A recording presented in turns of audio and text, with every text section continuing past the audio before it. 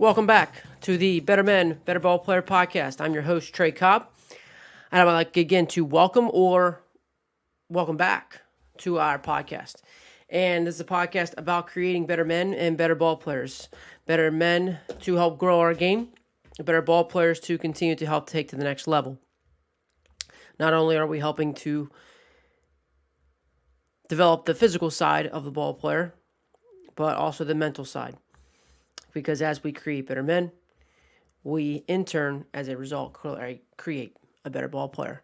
And today you'll hear that same message coming from Tyler Gillum. He's our special guest today. I get a chance to have an interview with him. And he is the current assistant coach at South Mountain Community College in Phoenix, Arizona, where he's a full-time faculty member, part of the exercise and wellness teams.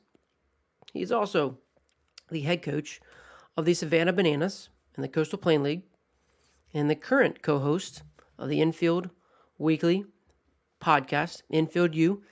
If you haven't listened to that, I'd highly recommend it, especially for those who either want to know more about coaching infield or people who are just trying to refine their infield skills. It's a great place to go. You can find him on Coach Gillum on Twitter, or you can look up Coach Clay Cox. Both of those guys can steer in the right direction. But he's also the creator of the Growth Toolbox, something he does at South Mountain Community College, and we dive into some details about that Growth Toolbox. He used to call it Growth U, and again, it's just one piece of how he's helping mold better men, and what he talks about prehabbing a lot of issues that we sometimes have in our program. He's currently enrolled and trying to complete a doctorate in education through the United States Sports Academy, as well as he is really known for, or has presented many times on the Green Light Special.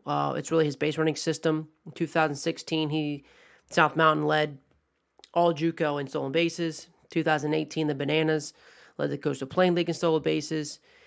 He was when he coached in the Cape Cod League, his team was on the top in stolen bases, as well as records in the Texas Collegiate League, where he stole 161 bases in a season. As a player, he was a part of a 4-time state championship team in Oklahoma. He played at Seminole State Junior College and finished playing at East Central University, where he had his bachelor's and master's degree. But Coach Tyler Gillum is an absolute rock star in cowboy boots. That is who he is. He's an awesome guy. You see, he's extremely vulnerable, authentic, very smart, true leader, leads by example. And we get into things like his growth toolbox and how he's helping mold that man. He talks about molding them into the 9 areas of his life. They call it RE 1 through 9 at South Mountain. 1 through 9 as in the lineup, but as well as the 1st through 9th area of their life. Gets into his Green Light Special, his base running, loves talking infield. We talk some infield, talk communication, about being a good coach, what it means to be an assistant coach, and just so much more, and how to even mold your team even closer together. We get into some of that. There's just all the different types of nuggets in there. I'm hoping that you would take away with and use. And if you have any questions or you want to reach out to him, he'd be happy to talk to you. I know that's just how I was when I reached out to him. He's quick to answer and share anything he can. You can find him on Twitter at Gillum13. That's Gillum 13. His email is tyler.gillum@southmountaincc.edu. In the podcast, he gives out his cell phone number, and as well as he has a website, www.gillumbaseball.com. So please check all those things out. Share this episode. There's so much information here. We have a great conversation, and each time we think it might be wrapping up, we then go a different avenue, and we just continue to just have a great, authentic conversation. And I was just really honored to have. And I really appreciate his time to take during this time. So I just really appreciate Coach Gillum. I hope you guys find some value in it. Be ready for some notes. It's a ton of information, but it's a lot of great information. It's things that I'm definitely going to use. And it's definitely certain things that just hit home with me and just even reinforce the good things that we're trying to do.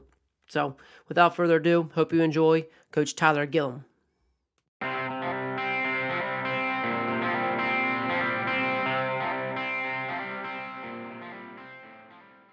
Yeah, man. So how's everything going with you, man, during this quarantine, man? Good. Just trying to connect with a lot of people and just continue learning a bunch of things and trying to teaching a couple online courses. Like obviously when quarantine hit, I had to transition my classes to online, and then I just started a new online course for a summer course this week. Got another one starting next week. We're trying to get our online physical fitness class going through the college. Trying to get the bananas up and rolling. We're supposed to start practice June 17th and then first game July 1st. So hopefully that keeps moving. Georgia looks good. My wife's 23 weeks pregnant, so she's rocking and rolling and kicking its butt on that.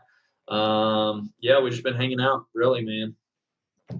Yeah, it's interesting. I was just doing some research and stuff you sent me about, like you said, reaching, connecting with more people. It was something I saw was really interesting about like your bio and things like that you shared was about one of your goals was to reach 1 million people and touch 1 million people. I Yep. thought that was tremendous. How's that been going, man? Like I know I think that was in 2017. Yep. So Some if you see event. right behind my shoulder here, like I've got it on this whiteboard. I wrote it on this whiteboard January 1st in 2017, and that was my original goal of everything I wrote. And I haven't erased it since then. So that was just kind of, I wanted to set a massive goal that would kind of everybody would look at and go, dude, that's crazy, Gillum. Like I wanted to set a goal that everybody thought would be absolutely insane. And I wanted to challenge myself like that. And just give back from the standpoint of, the game of baseball has done a lot for me. I've had a lot of teachers impact my life.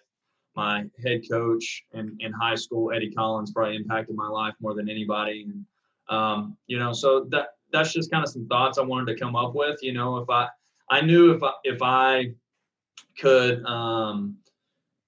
figure out how to get to 1 million people, then any other types of goals that I really wanted to achieve, baseball wise, education wise, life wise, whatever it would be, like those goals would fall into place if I just had an impact on 1 million people. So in 2016 or 2016, I started listening to podcasts. I was coming back from Texas coaching summer ball, and I got tired of listening to music because I was listening to the same songs over and over and over. It was like a 16-hour drive, and I found that purple button on the iPhone, and I was like, let's check out these podcasts. And I started listening to Entre Leadership, Dave Ramsey's podcast. It's a really good podcast. Got a lot of leaders on there and coaches and business minds and financial planners and a bunch of different people. So anyway, there was a business guy on there that said his old goal was to make $1 million.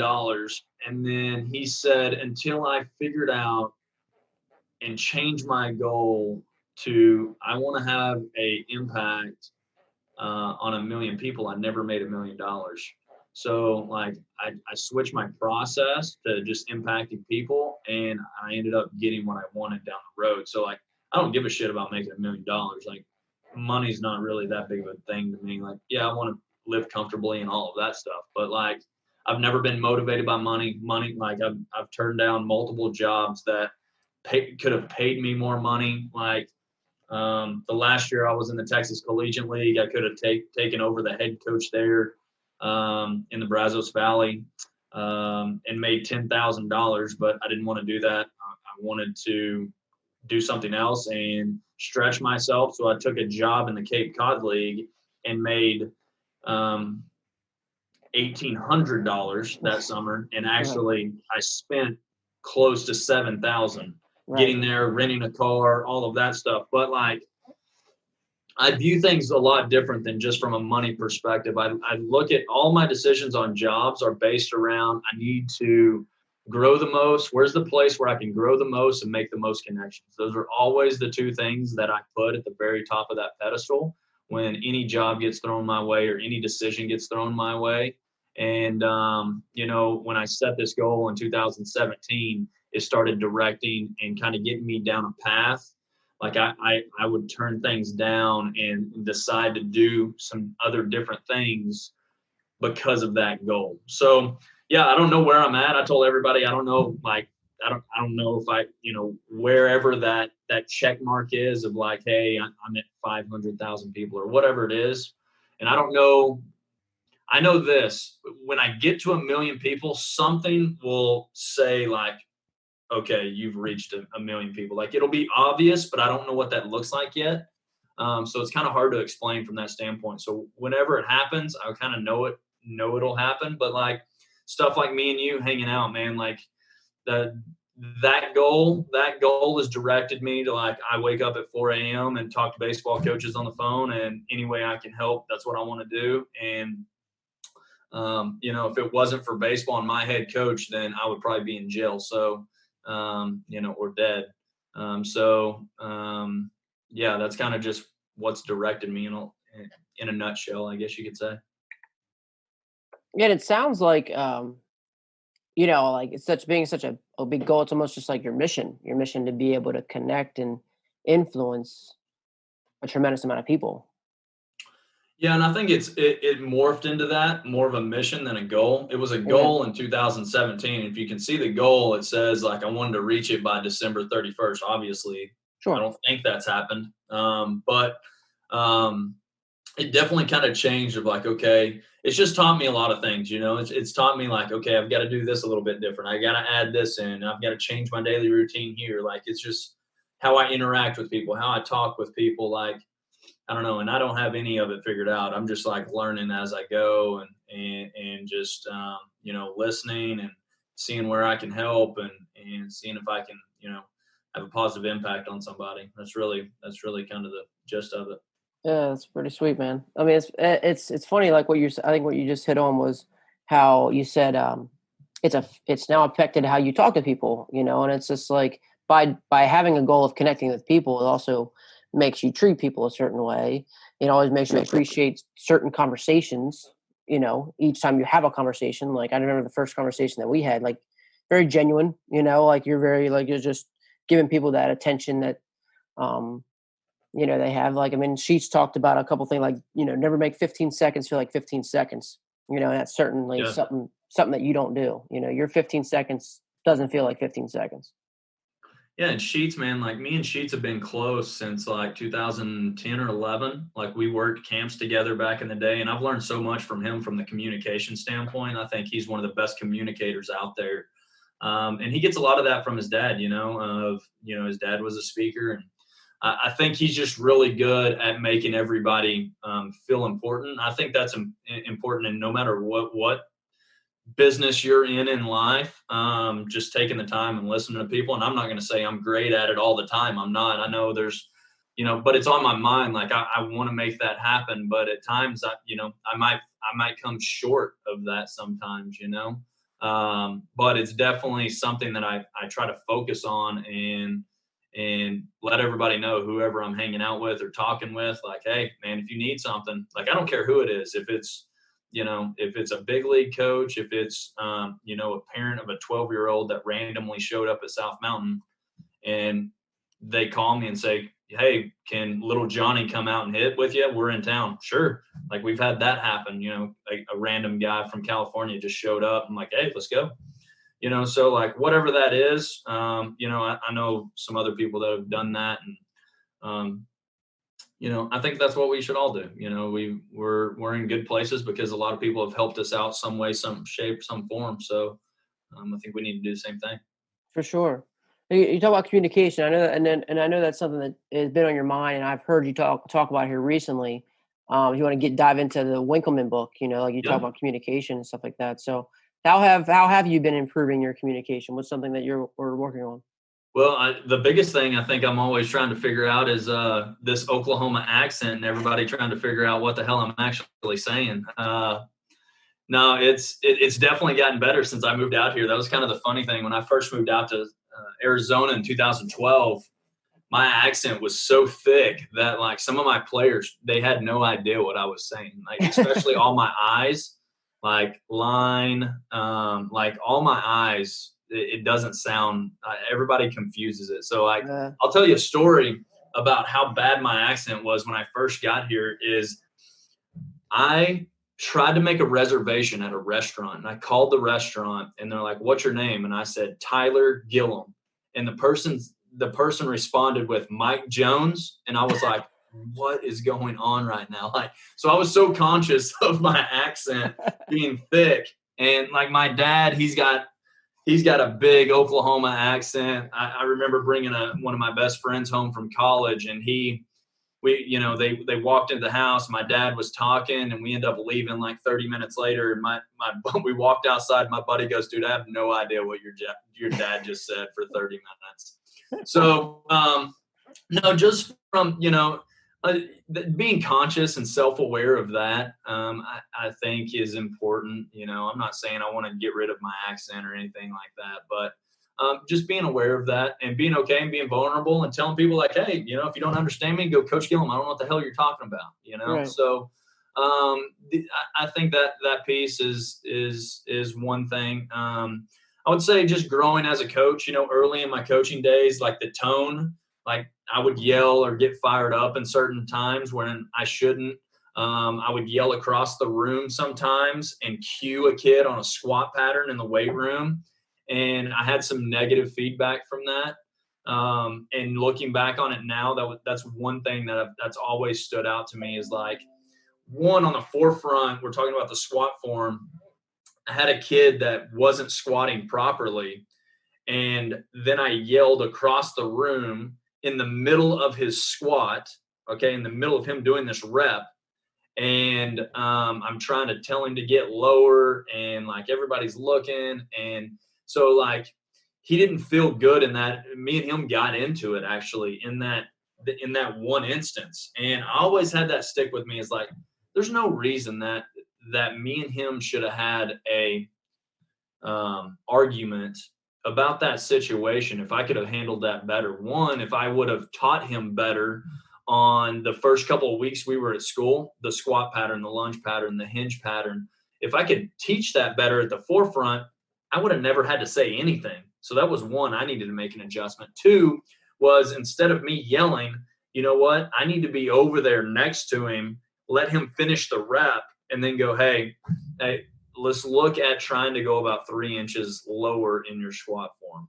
If I would have handled it better in that setting, that would have been better. And then, just taking it one step further, and I don't know if this is good for your podcast, but what we say is ass to grass on our squat form. Just get your ass to grass. And so like that's Nick Winkelman's kind of setup from Analogies, is just trying to figure out ways where, and Sheets does this really good when he uses verbs that are very actionable and that you can visualize those verbs. He uses those really well. So like ass to grass is something we can visualize. That's something that sticks in our brain.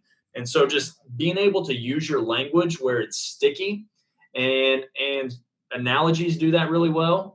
And they're short and to the point. John Wooden always talked about that, having short to the point analogies and one-liners. So all of your players remember those. And then the other thing is create stories and tell stories about people, and those stick too. So from that language standpoint, I think some of the best coaches in the world aren't guys that know the X's and O's. And I've always said this, but I probably didn't have as much information scientifically back in the day. But I always said the best coaches are motivators, they're listeners, and they tell the best stories. I always said that.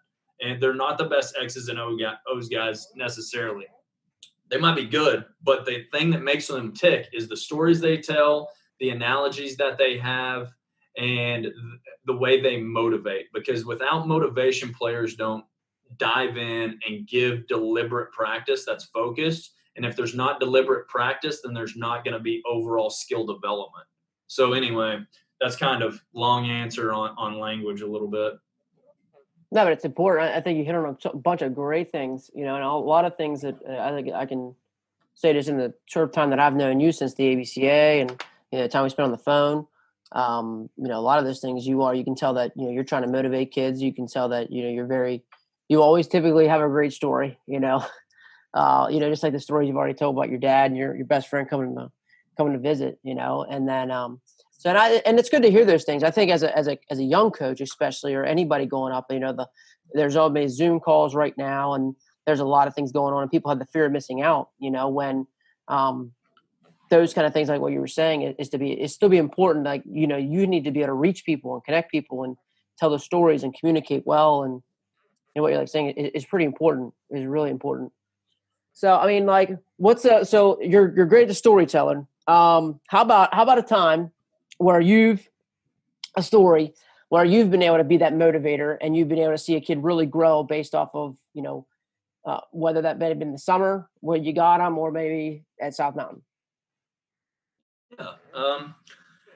The number one story that sticks out to me is a kid that we had, a pitcher that we had at South Mountain. He played for us 4 years ago. He's a kid. His name's Aaron Stretch. He's a left-handed pitcher. Okay.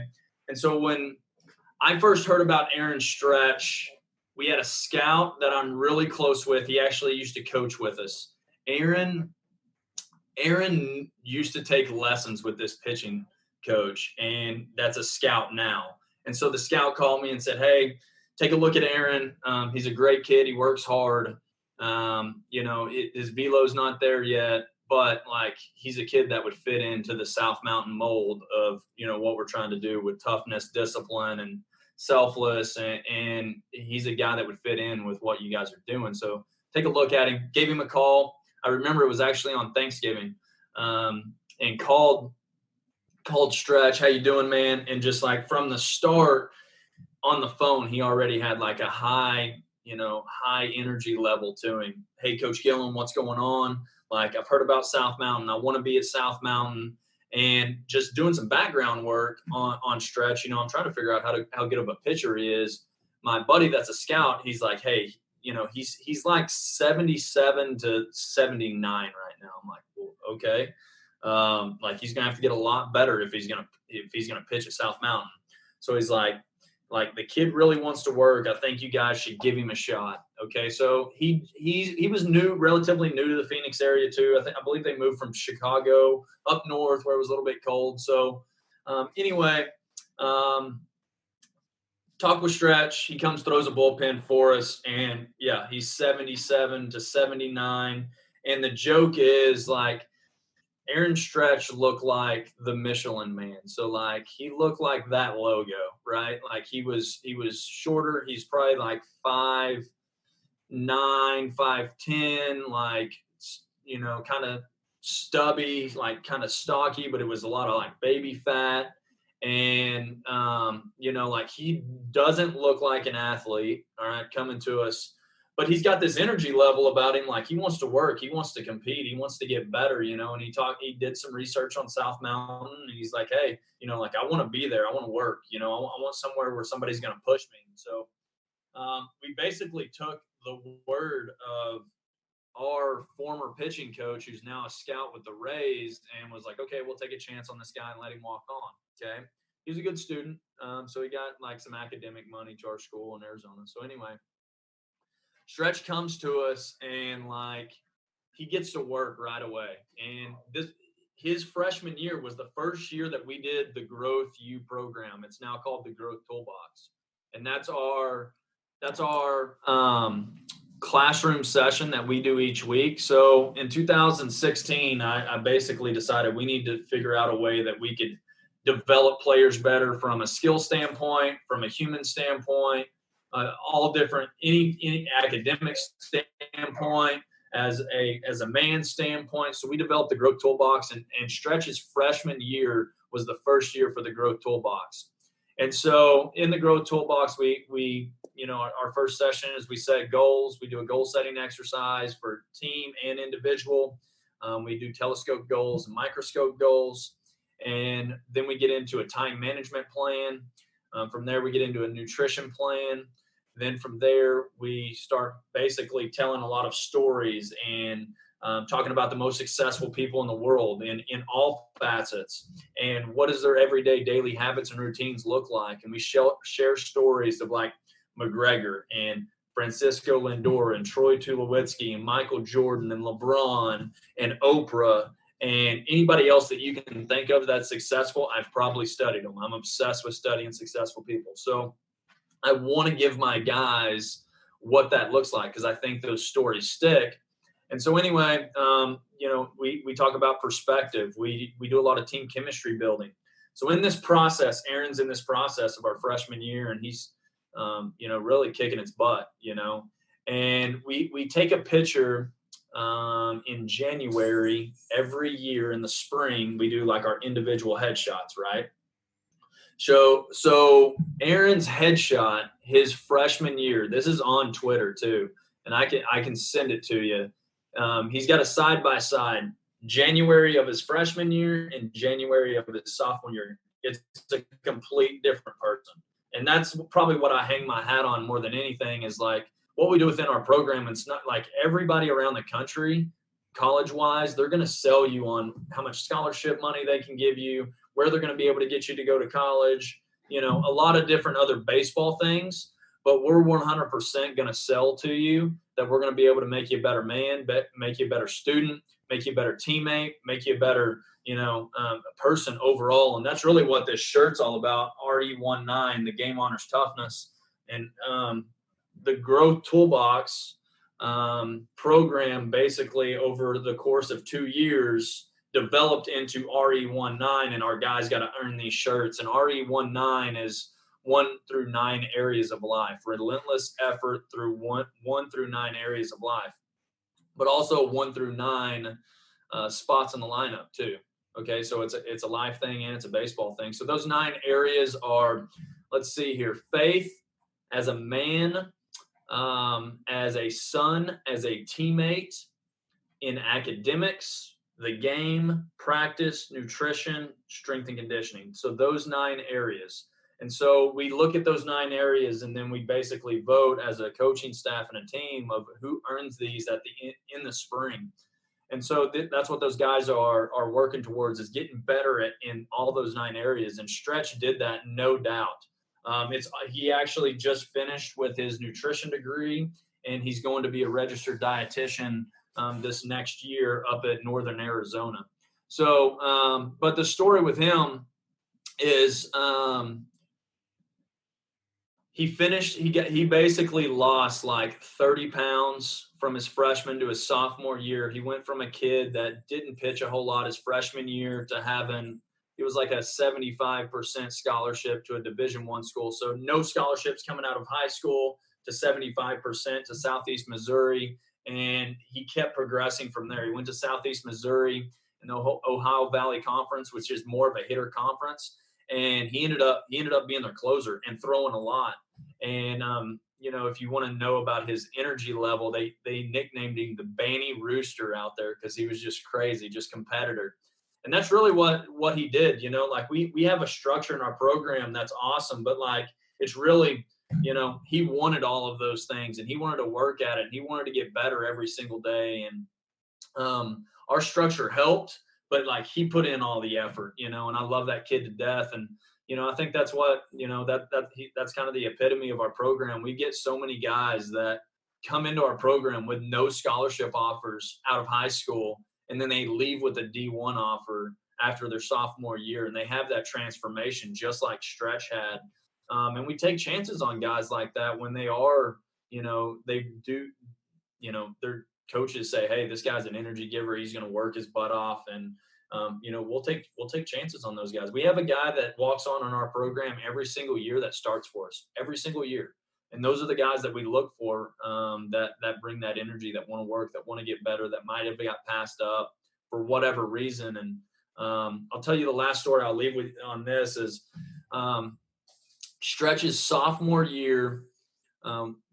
We were doing the Growth Toolbox program. It's an hour classroom session each week on Fridays at 10 a.m.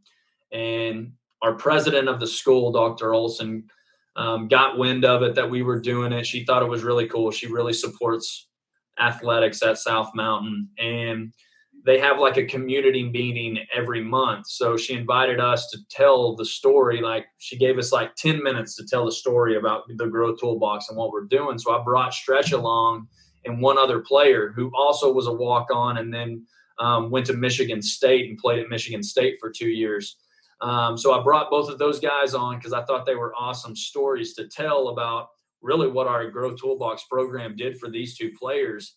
And I talked for about 4 or 5 minutes, kind of gave the spiel of, hey, this is what the Growth Toolbox looks like. This is what our course looks like, the sessions each week, and what we do in the course. And there was a doctor in the audience, and he said, you know what, I played Division I basketball. I'm now a doctor, and I every program in the country should have that right there. I wish I had that when I was going to school. And anyway, I talked for about 4 minutes, and then I let Nick Lacayo and Aaron Stretch tell their stories about how that it's impacted them. And after they were done giving a 5-minute talk, there wasn't a dry eye in the room, and how it's impacted them. So that's kind of what I hang my hat on the most is, those guys are going to have, get an opportunity to reach their dream and go play at a Division I school. And maybe they wouldn't have had that opportunity if they'd have went somewhere else. But also, now Stretch is going to be a registered dietitian, and he's going to go impact a lot more people in that world. And, the world is struggling with obesity, with 66% of the people in America obese. And he's going to go, take a chunk out of that and impact people's lives. So that's what I hang my hat on more than anything. And, Andy Lopez, when I first moved to Arizona, Andy Lopez let me come work his camp at the University of Arizona. And Andy is the man. You talk about a communicator, and you talk about a guy that can really impact people and has impacted all kinds of people. Well, when I was there at the camp, he told me a story that, everybody wants to talk about how many big leaguers that they have in their program. Like we've had 20 big leaguers come through our program, but Andy kept a running count of how many husbands and fathers he had. And that count is 10 times more than how many big leaguers he had. So like I said, if we're only doing this to try to make big leaguers, we're missing the boat. So, and I learned that from Andy more than anybody probably, because that just really stuck home with me. And that was right after they won the 2012 national championship, Wow. So anyway, that's kind of my story with, a player story. It's a great one. And there's the thing. It's funny, like, you start the story with his baseball, and that's still part of it, but then it's funny how the majority of that was through his character and things like that. And it's an amazing story, and it definitely is a testament to what your program's doing for sure. That's awesome.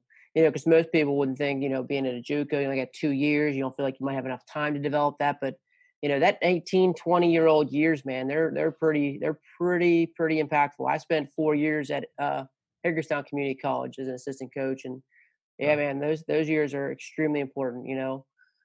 Extremely important. We were talking about it the other day, since you said that, like that transition from your senior year to your freshman year, like for me, that was the biggest transition year of my life. Like it completely changed. Like I had to figure out how to do a lot of things on my own. And like the transition that's happening for majority of, whoever it is going from high school to college is you've got new coaches, you've got a new environment, you've got new teammates, you got to figure out how to do school different. Like school's just different in college. You got to figure out how to do laundry on your own and cook and like all these other little things that you didn't have to do before. And, maybe mommy and daddy did those for you before. And now you're really having to grow up. So that transition phase is so important. It's so big. And that's, to be honest with you, that's why I love junior college for so many reasons. But that's a big reason, because from the time perspective of it, like I can coach my guys as many hours of the day as I want. I can be with my guys. I can spend time with them. And, it's not like that at the NCAA level and some other places where you're kind of restricted on hours. But, I could go into it forever on how important I think junior college is. But that's one of them, is like we can spend time, and, that's important to us as a coaching staff at South Mountain. Sure. I'd love to hear more about the Growth Toolbox, if you wouldn't mind, like maybe getting into some details of it, like maybe like, kind of thinking of like what kind of inspired you, like if you're thinking like the 9 areas, are you spending like a little bit of time each day on each area? Are you spending a month on a certain area? Like maybe just dive into some details there. Yeah. So how it all came to be really was in 2015, I was kind of thinking like, okay, how can we take our program to the next level? How can, like we're not getting more scholarship money. We're not getting, this mass amount of, money to build new facilities. Like those things aren't showing up out of nowhere. So what can I control and what can I do, to help guys out? And at that time, it was a big talk. Like every time you go to ABCA, in that time, I remember because I spoke on the Growth Toolbox, the Growth U program at ABCA on the Expo Theater in 2016 in Anaheim. That was the first year ABCA did the Expo Theater, and Sheets allowed me, gave me the opportunity to speak about the Growth Toolbox program in January in Anaheim at ABCA. And so like I was trying to figure out how to just improve everything we did, from skill development to, people building, to get our players to, Division I schools, to pro ball, to make them, improve our GPA. Like we were good. Our program was good. It was solid. Like we had like 3.2 GPA as a team before the Growth U program. It's called Growth Toolbox. It started as Growth U, but we won games. Like I think we averaged like 34 wins a season, which is good. We finished in the top 3 in our conference every year. We got, I think, 7 to 9 guys to Division I schools every single year. Like our program's good, but I was like, how can we take this thing to the next level? And I read a book by John Gordon called The No Complaining Rule. I was flying from Phoenix to Oklahoma. I was flying back home, and I read it on that plane flight. And basically in that book, if you haven't read the book, it says you can't complain unless you have 2 solutions. And so at that time, I said, you know what? We've all got to quit complaining about kids are like this these days. Like, because that was a big talk. That's what I was getting at, is like that was a big talk back in the days. Like, oh, kids act like this. They're not tough enough. They're not this. They're not that. And all that stuff is like, I don't think our expectations and standards are high enough. I don't think that. I think that's the biggest reason. It's not the kid's fault. It's the parent's fault. It's the coach's fault. It's, what can we do and what can we control it? And, how can we change that? So I didn't want to have that as an excuse anymore. I wanted to control what I could control. And I said, hey, we need to start doing this program, and we need to start, diving in and investing in our players more. And so what does that look like? And so I honestly started developing this program in 2014, but I thought I had to have it perfect to start it. Like I thought it had to have all the bells and whistles. And then I finally said, you know what, screw it. I'm just going to start it and figure it out along the way and see what happens. So that was the fall of 2015 when we started. And then January ABCA in Anaheim 2016, I spoke about it. And anyway, it's kind of blown up, but this is what I basically started doing. I think it starts with goal setting. I think we should all start with goal setting, just in general in life. We got to get a direction and a destination of where we're going. And I see that from telescope and microscope goals. So telescope goal is your big vision goal. That's like, you're going to see something far away, and that could be 6 months, a year, 2 years, 5 years. I don't like to get too that's far the out. million people. That's the million people. Yep. That's exactly what trying to have an impact on 1 million people through baseball education and exercise is. It's like, that's my telescope goal. And then your microscope goal is your day-to-day Zoom habits. So that's your microscope sees all the itty bitty stuff. And that's what you're going to do every single day, your daily routines and habits. That's why I'm obsessed with daily routines and habits. What's your morning routine? Do you have a checklist every single day of like, I need to mark these things off? And that's what I try to do. And, you can keep it simple in a lot of ways. And like for that goal, it would be, hey, have a positive impact on one person today. Make today somebody's, make them feel important today. See if you can help somebody out today, whatever that is. Get on a podcast, get on a Zoom call, send a handwritten letter to somebody, like whatever that is, So that directs me in a lot of ways. It might just be having a 5-minute conversation with one of my players that needs to talk about life because he just broke up with his girlfriend. That's happened a bunch of times, So like, I think that goal setting exercise is important. So you teach them a goal setting process. So like, even to go through each person's like personal goals, or each person's like baseball goals. Yep. So we basically do a team setting, a team goal setting exercise. And so, hey, where do we want to go? How are we going to get there? That whole microscope, telescope. And then we do an individual one as well. And so they'll do a baseball one, they'll do an academic one, they'll do a nutrition one, they'll do a strength and conditioning one, and then they'll do one as a person teammate. So kind of along the lines of this. So those 5 areas, and they can make more than one goal if they want to. They'll do telescope goals, microscope goals, and then they'll send those to me and I keep those. And so what it helped me realize is like, I need to keep, like it's always been like create relationships. Like we hear everybody talking about that, but how are we creating these relationships? And like, do you know where these kids are going? Do you know what they're really interested in? They might want to start a business. They might want to be a chiropractor, physical therapist, or whatever it is. So I think those goals are important. I have those goals. And I think, one, it's like, I know where these players are thinking and where they want to go. So I can push them and push those buttons and what their microscope goals say, like, hey, you know what? I need to get 100 ground balls today. You know what? I need to go hard every day in the weight room. We'll use SMART goals and try to make those as detailed as possible. That's kind of like what my goal is there with my mission, basically, just making it a lot more detailed. But so we break those down, and I'll tell you this, why I think it's overall important is, just like every program, there's kids that, there was discipline problems here and there, like kids didn't go to class, kids, struggled in the classroom, kids got in trouble for whatever, that happens everywhere.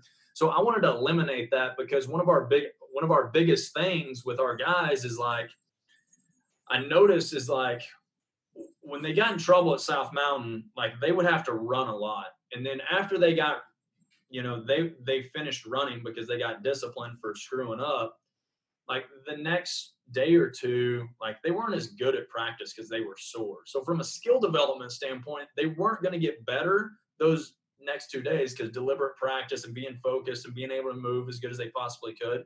But the number one thing is like, they have to do things right in life to be able to get where they want to. So it starts with, they got to be disciplined. You got to be disciplined in life of doing things the right way. And then skill development happens. And so what I started thinking about is like, I'm tired of watching these guys run. I'm tired of watching these guys get in trouble.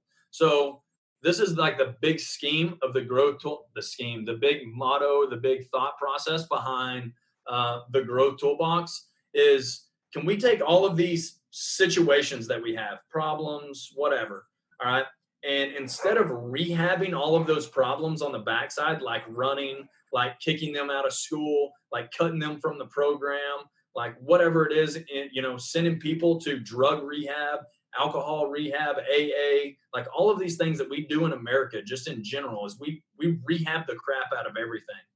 And it's in a negative environment, and we spend a lot of time and a lot of money doing it. And could we completely switch that and say, okay, here are all the problems. We know these are the problems. Can we take that and change those problems? And can we prehab all of those problems and educate on the forefront in a positive environment and put that money over here in this positive environment where it changes everything? And so there's not as many of those problems. And then we get a better solution and a better result in the long run with grades, people in society, better baseball, more wins, more scholarship, all of those things that we want, all of those fruits of our tree. We can water the roots of that tree better on the forefront, prehabbing versus rehab everything on the back end.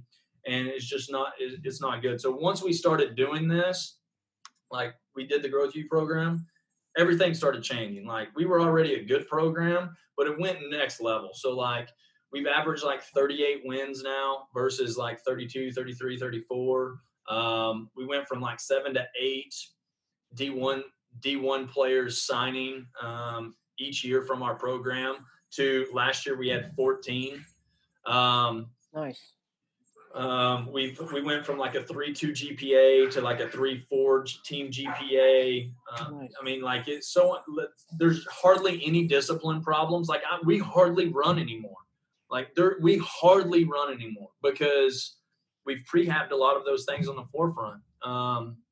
So and a lot of it's like life hacks. Like how should you act? How do you communicate? Like we have a communication day. We have a facing fear day. We have a perspective day. We have a self-awareness day. We have a the power of one day. So are they About just days that you're just be specific on those things and like, hey, how do we show those things today? Like, and everything's about that?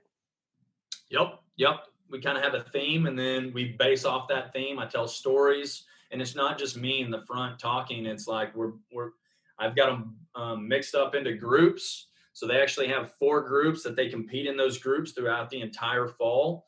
And then at the end of the fall, what we have is the Grand Junction Challenge. It's a 5-day event it's a 5-day challenge, basically 4 teams. Over 5 days, they have 30 events, all kinds of events, academic events, strength events, speed events, team skills events. There's all kinds of multiple events to there. Eating competition, spelling bee competition. So anyway, they get into it, and then they win shirts at the end of the semester. Whoever gets the most points, we keep points throughout the semester. But I'll go back to goal setting. So the number one reason we need a goal set is we understand where our players want to go. We understand what's important to them. And then from there, if there's a discipline issue, all right, say in the classroom, a kid's not turning in his homework, he's not going to class, so on and so forth, I can just pull out that goal setting exercise, and Johnny comes into my room or in my office, and I'm like, okay, I got an email from your teacher. We do grade checks every 4 weeks, and I'm like, right now you got a D in this course. Says you've missed 2 classes. What it says on your goal setting exercise is that you wanted to get a 3.0 this fall, because you know that's going to help you academically and get academic money going to the next school. And you told me your microscope goal was that you were going to go to every class. So you told me that's what you wanted to do. I didn't tell you that's what you had to do. You told me that that's what you thought you needed to do to reach that goal. So 1 or 2 things need to change. Either you need to change that big goal and say, you know what, I'm just going to get a 2.0, which that's not going to fly with me either, because we're not going to be average at South Mountain. Like, you knew that coming in as a recruit. Like, we're here to be elite.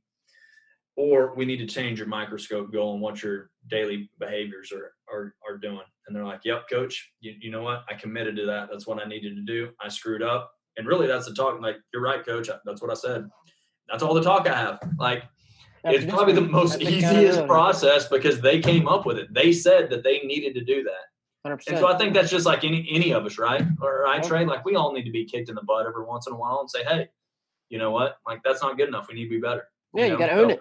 You got to own it. You know, that's one day. I'll tell you this. This is important too. The biggest thing that we do, and this is coming from after asking all of our players what their favorite day in the growth toolbox is, and there's 2 things that always come up. Number 1 is the time management day that we do, and it actually spans over 3 weeks.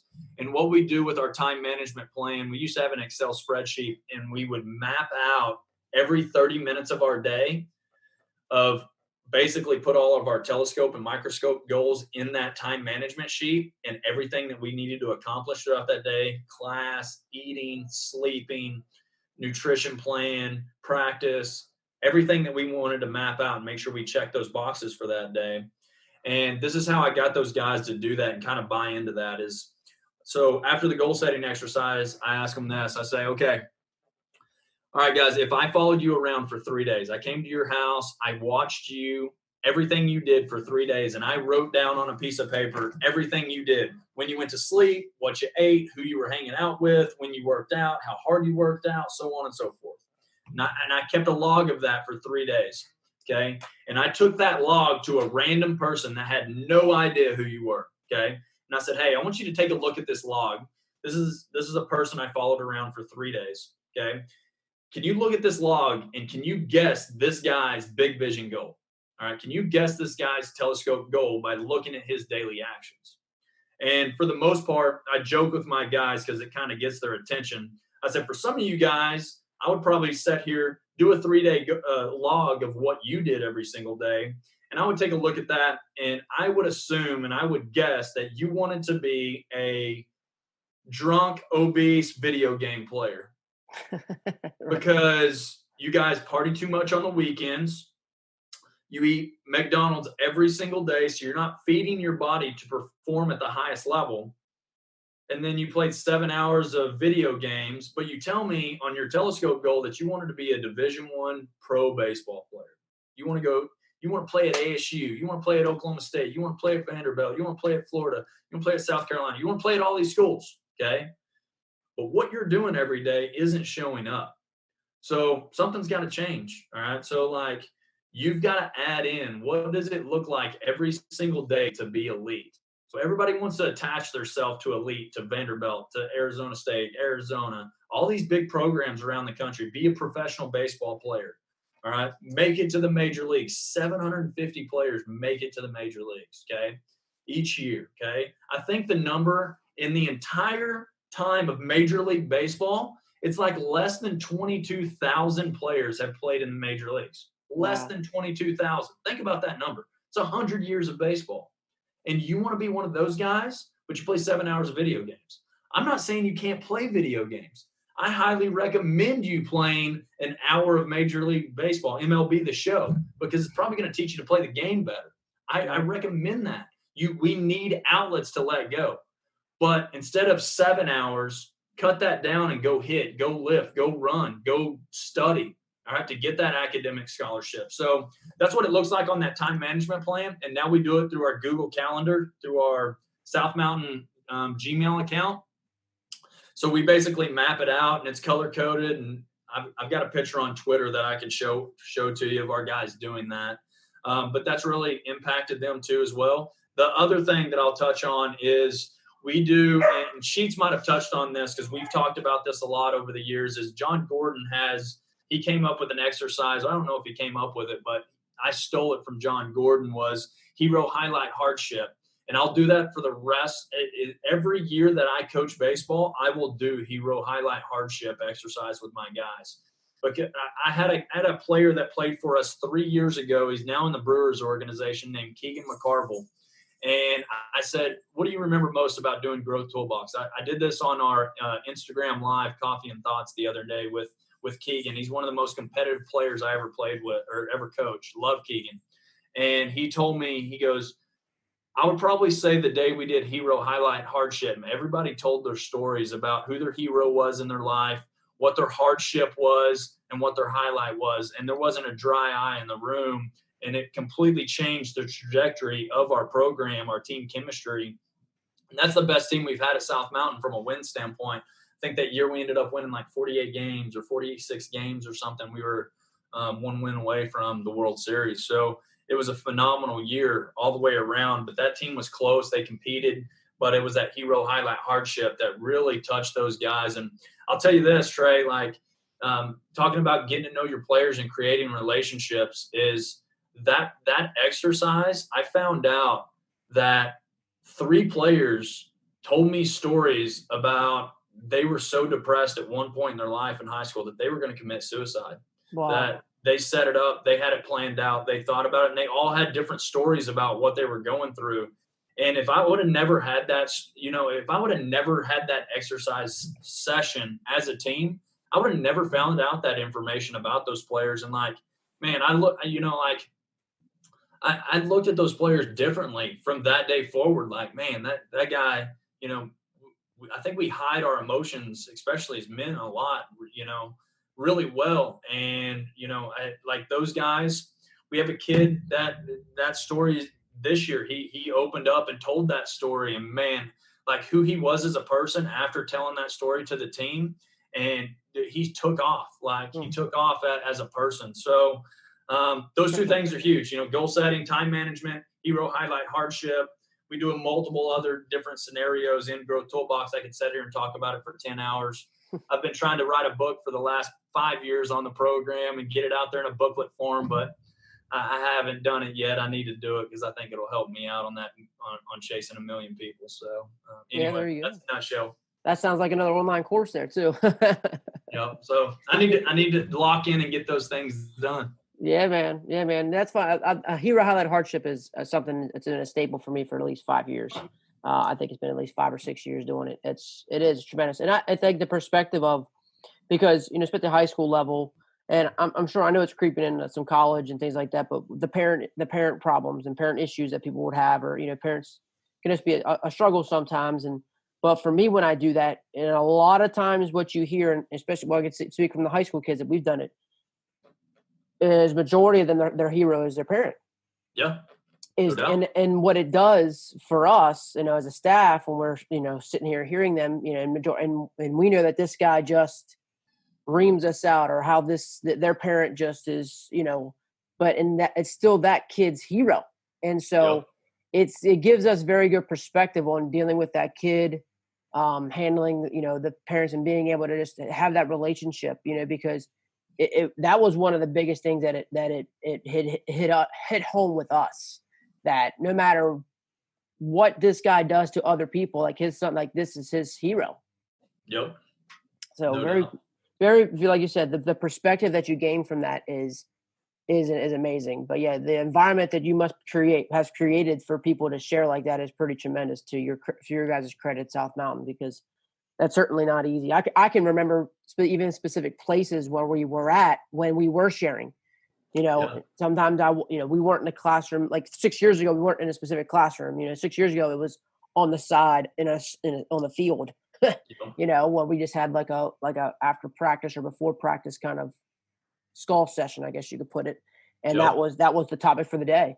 And it's Yep. powerful, man. It's very Th- powerful. So I totally Those agree with things are so important. I think all of us coaches need to realize how important those sessions are. Those sessions have stuck with me my entire life, like random sessions. We had a session when I played at Seminole State Junior College. It was my freshman year, and we all got into a room, and our head coach was Eric Myers at the time, and he's one of the most intimidating dudes I've ever seen in my life. Like he's 6'5", goatee, was jacked back in the day. So anyway, like he gets us in this room. We're all in this room, and it's our alumni room.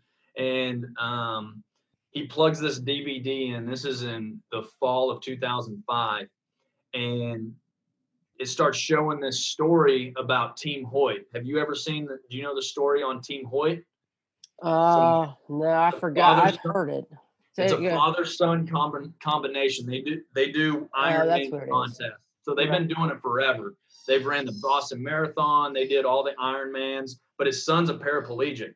So his son is basically when he does these Ironman competitions. And if you know an Ironman, like the first part of the Ironman is a 2.4-mile swim. So what he does is put his son that's a paraplegic in a raft boat. He puts a harness on and swims 2.4 miles, and then he puts him in a bike, and he has a bike where he can put his son in. It's got like a seat in there, and he bikes the 126 miles that the bike piece of it is, and then he's got this stroller that he puts him in, and he runs the 26 miles of this Ironman. And this guy's older, like he was like 50 or 60 when he first started doing this. Mm. And anyway, we're watching this, and they're telling the story, and like, man, it was so impactful for us. Like that, from that day, that was so much perspective for me that like one time we got in trouble at Seminole State. We had to run 13.5 miles as a team one night. It took us 3 hours, Oh my gosh. and like when we were doing that though, like the negative things that would pop in my head, like, man, this sucks. Like I would always just go back to like, dude, Team Hoyt, that dude, Mr. Hoyt, the older man, the dad, the father is, doing this, and he's pulling his son, and his son, he doesn't even have an opportunity to run 13.5 miles. So what am I bitching about? Mm. So it's like, it was just really good perspective for me. But that day, like, I'll never forget that day. We had those days in high school that happened. So that's why I wanted to do that classroom session at South Mountain, and get together in a group, and not just me sit up there and talk, but us tell stories and let these guys lead and let these guys teach, the players teach, and get in front. I just think it's so impactful. Just like you said, man, like I can remember all of those sessions that, I can remember a session when we were 12 years old in Stillwater, Oklahoma, We just got beat on a Saturday morning at 8 o'clock in a team that was sponsored by Tide detergent. And, we stayed up all night jumping on beds, and our coaches were pissed because we messed up their golf tee time. And we had to go practice after that on a side field. And I'll never forget that, but that was the standard of competition of get yourself prepared.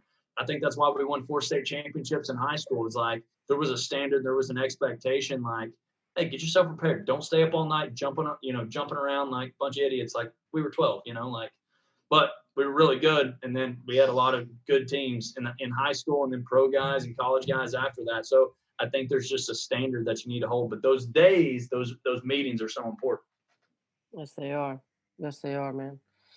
So how do you, with your with being a faculty member, what you do in the weight room, do you have much, I guess it really, all of this, the toolbox stuff, is do you carry that over to where you're also teaching in your classroom? Yeah. So I teach a class called Healthful Living, HES 100 Healthful Living. I've taught it for 9 years now. So I've taught the class, actually, including summer classes. I've probably taught the class about 22 times. And it's basically a class on healthful living, on well-being, on happiness, on success. And really what I started to do is just dive in on studying the most successful people. I've always done that. I've always read about successful people. I'm a big quote guy. Quotes always fired me up. I love watching motivational speakers and what they talk about, and just giving these different scenarios and learning from some of the best coaches in the world. And so I started putting these things in the class. So the class, we do a daily journal in the class. So they write, 8 to 10 sentences on whatever their thought is on a quote that I give them. So I think that's important, like a gratitude journal. I think it's important to create some self-awareness, but also I've learned from highly successful people, like business people, where every morning that's kind of what I've came up with Coffee and Thoughts, read something, write something down. A lot of business people write 10 ideas every single morning. The owner of the Savannah Bananas, Jesse Cole, every morning, that's his morning routine. He runs in the mornings and he writes 10 ideas down. And I've heard multiple other people do that too as well. So we do that in that class. We set goals. We do a lot of the same. I have the growth toolbox template. It's an Excel form that I use for the class. Goal setting, gratitude, gratitude journal. We do an exercise routine. We do a grocery list, and then do a budgeting system of looking at, when I was in college, I grew up with no money. My family didn't give me any money. I had to figure it out. So how do you live off of $20 during the week? We go to the grocery store. I walk them around the grocery store. We look at nutrition labels. We break down good food. Then we break down if you have $20 for the week, what can you buy at the grocery store where you can eat relatively healthy, all right, with only $20, and then $30, and then $40, and then $50, all right, and let's look at eating healthy versus just say, hey, it costs too much to eat healthy, because that's bullcrap. That's the easy way out of saying, nobody actually knows. Everybody that says, oh, it costs too much to eat healthy, they've never done the math. They just heard somebody else say it, So we go to the grocery store and do that. And we talk about alcohol abuse. We talk about drug abuse, and I share stories like that. My family, my entire family, and a lot of friends in Oklahoma growing up, they had alcohol and drug abuse problems growing up. I've seen it firsthand.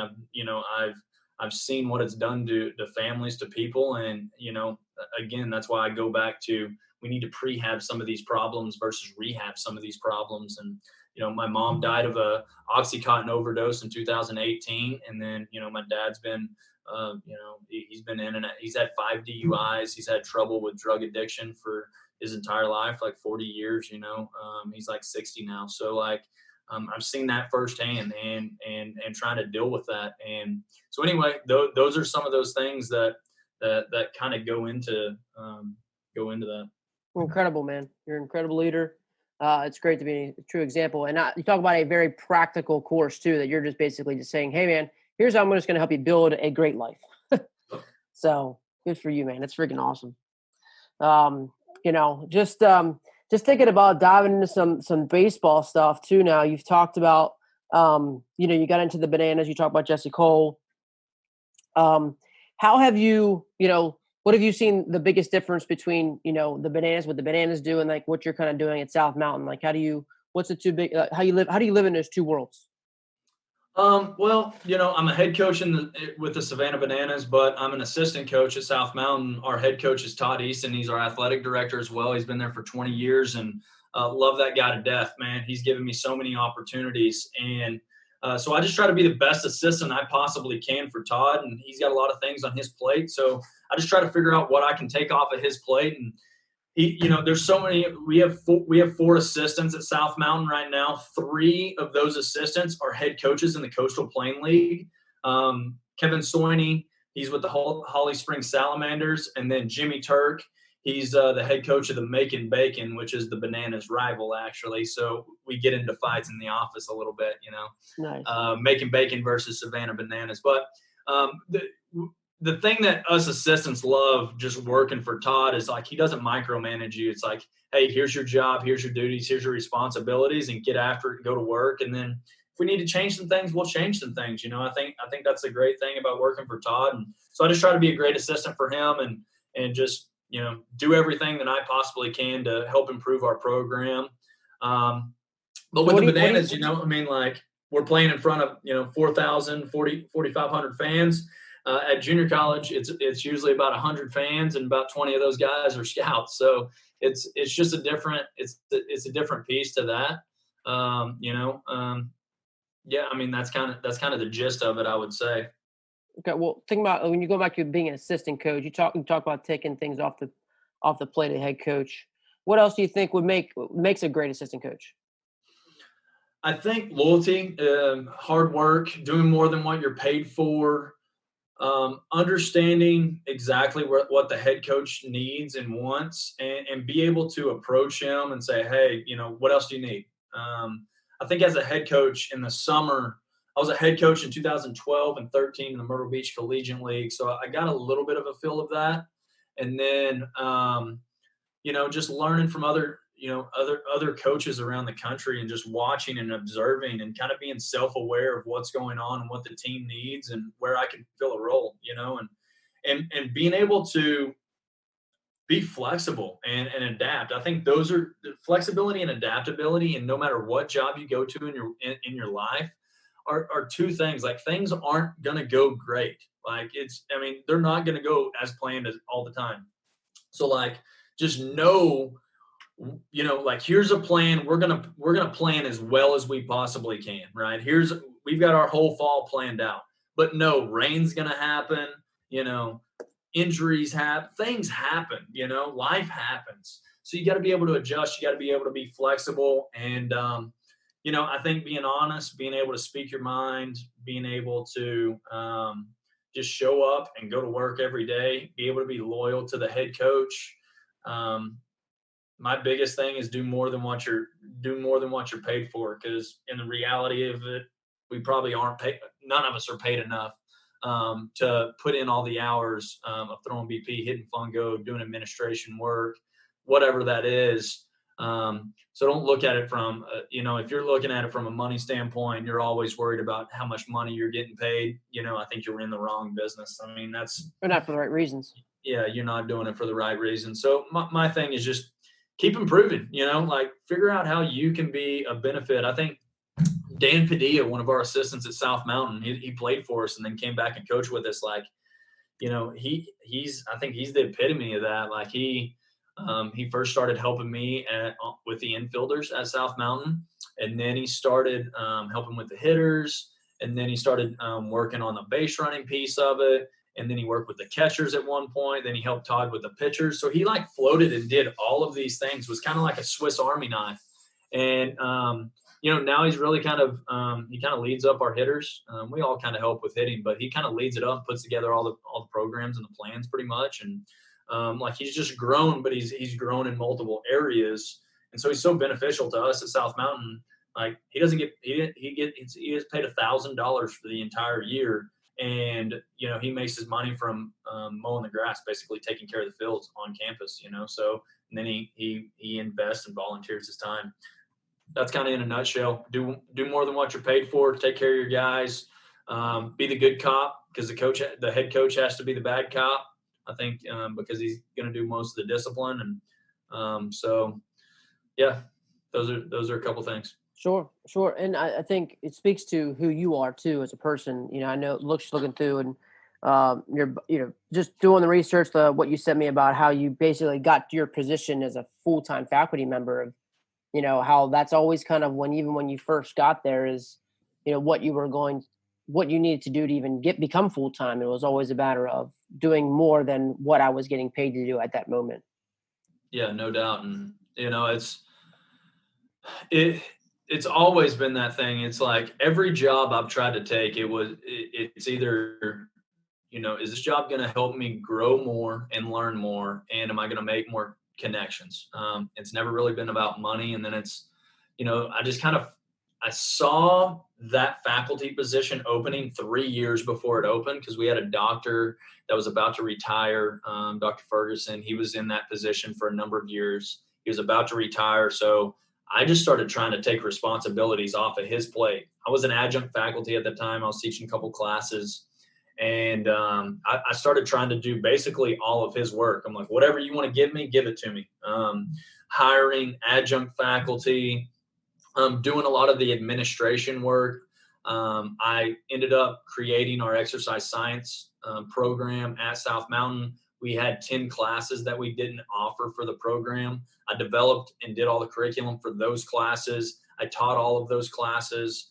We once had 3 students at the start of the program. We had 3 students that were going through the program that needed to get those classes done so they could graduate. The school's not going to let 3 students, there's only 3 students taking this class. They're not going to let that class go, because they would lose money on that class. So they would cancel the course normally. So I said, don't cancel the class. I'll teach those classes for free and develop those classes and get those students through those classes. And now one of those students has his own strength and conditioning facility right up the road from South Mountain. It's called Omega Strong, and he's been going for like 3 years now. And it's that just try to impact people, man, because he's now impacting hundreds of people at his gym. So do more than what you're paid for. And you get opportunities. It's not going to help sitting around complaining, and that go back to the no complaining rule. What's the solution? Put in some more work. Go to work. That's it. John Gordon, man, gotta love him. Work. Wow, man, it's it's a really testament to you, man. You've definitely done it in all areas, which is great. Definitely a true leader that practices what they preach, man. You walk the walk for sure. You thinking about baseball and like all of these different stops that you've made. You've all the green light special is you, man. You've always the stolen bases just pop out to you when you start to look at all your different stops. And I think for me, especially in the summer, you only get the guys really for a year. And for me, as a coach, it says, well, he must be teaching it a certain way. He must be able to communicate it very clearly and get these, and it has to be a great system that somebody can just quickly jump onto. Could you dive into anything like that? Could you dive into saying, well, what does the system look like that allows people to just learn it that quickly? Sure. Well, I'll say it's this to start with. If I can brag about anything, it's I've been able to surround myself with really good people. Like I was lucky enough to play for Eddie Collins in high school. He's about to become the nation's winningest high school coach next year. I think it's going to be like 2,115 wins. I don't know. I lost count. It's a crap load of wins. It's over 2,000 wins. So anyway, I've just been lucky to be surrounded by some people that are really good at what they do. Seminole State, one of the winningest junior colleges, got a chance to go there and play, coming to South Mountain, being around Todd, being around all the assistants that have worked at South Mountain, coaching in the Cape Cod with Coach Pickler and Nate Fish. And there's so many people that I've been able to be around. I've just learned so much from those guys. So I got to thank all of those guys. I stand on all of those guys' shoulders. in anything that I do. And then the other thing is, like, we've had good players too. Like, you got to have good players that buy in to do those things. So those two things are first and foremost. And then really the green light special kind of developed over time. I've always loved playing fast and playing aggressive. I definitely think anything you do in life, you need to be aggressive versus be passive. I think too many times fear jumps in our head, and then we become passive in a lot of things in life. And we've got this, negative thing that this block that's blocking us. And like, if you want to be, it's like nothing in life that's great has ever been achieved by being passive. So I like being aggressive. The green light special is that basically what we talk about with our philosophy in the green light special is educate the players every single day. So going back to daily routines and habits, and then create the environment where they can thrive, and then empower them to make the decisions necessary. So basically giving them green lights and understanding, hey, this is a good time to go. This is not a good time to go. Basically having fearless smarts is the way I look at it. Understanding there's windows of opportunity in the game where it says, hey, I can steal right here. This is a window that I need to take advantage of. And then that's going to open up. That just falls into the system of scoring runs. I mean, really everybody's hitting system should be, how do we score the most runs? And that's what it is at South Mountain. How do we score the most runs? And we look at it in 3 phases. There's the hit tool where we just absolutely rake, drive balls in the gap. We would love to do that always, but there's days where there's really good pitchers and you can't do that. So you have to work within a system. And when we work within a system, that's our offensive system. And that's, bunting, hitting and running, safety squeeze, slash and run, these types of things where you can manufacture runs when you can't just drive balls in the gap. So you've got number 1, hit, you got number 2, work within an offense. And then number 3, a big piece of that whole entire cog is base running. And that's where the green light special system comes in. And it's really create the environment, educate your players, and then empower them to make the right decisions. Because when you empower them, when you educate them, you've given them enough reps, because the mother of skill, all right, is reps. So if you give a lot of reps by working on it every single day, then you give them the power to make the right decisions, to be aggressive.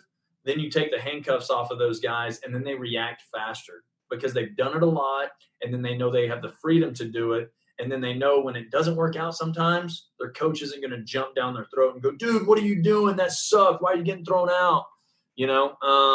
Because when you do that, then they become passive again. Like, most of our players, they think the world of us, and they want us to, they want to have, they want to make us happy as coaches is what I'm trying to get at. And so, like, if we jump down their throat, then they're going to they get passive. So I encourage guys will get thrown out, be like, hey, just be aggressive, but let's learn from it. Okay. Like, maybe it'll be like, hey, what did you see right there? Like, we've had guys get thrown out, and at first, like in the past, when I was young, I'd be like, that was stupid. What were we doing?